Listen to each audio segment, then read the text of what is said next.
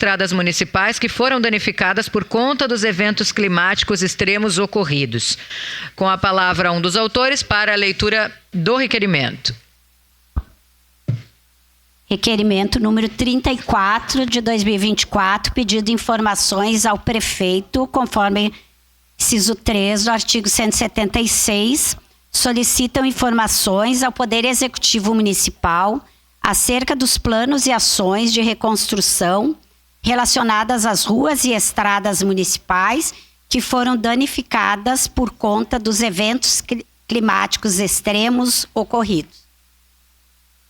Senhora Presidente, senhores vereadores, senhoras vereadoras, as vereadoras e o vereador que o presente subscrevem, observadas disposições regimentais, solicitam as seguintes informações acerca dos planos e ações de reconstrução relacionadas às ruas e estradas municipais danificadas por conta dos eventos climáticos ocorridos.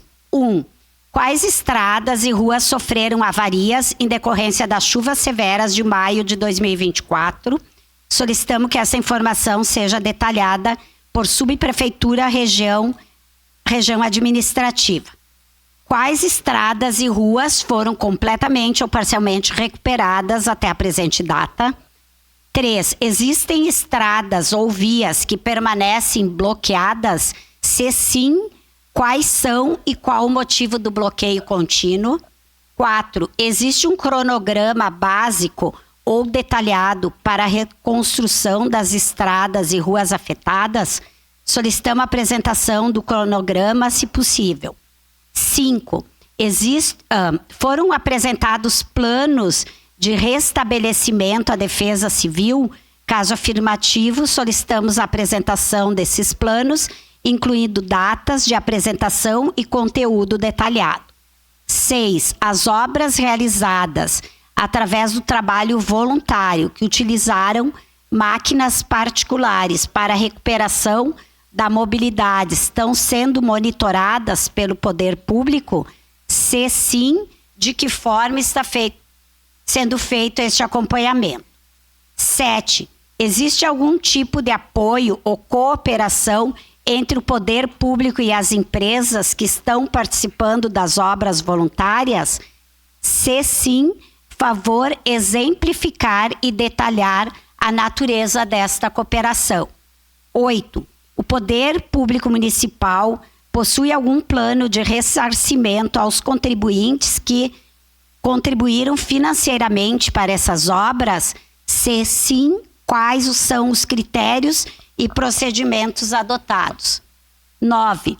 Quais as máquinas da prefeitura foram ou estão sendo utilizadas nas obras de reconstrução de ruas e estradas? Relacionar e quantificar as máquinas, bem como o local que estão sendo utilizadas. 10. Foram ou estão sendo utilizadas máquinas cedidas por pessoa física ou jurídica nas obras de reconstrução de ruas e estradas?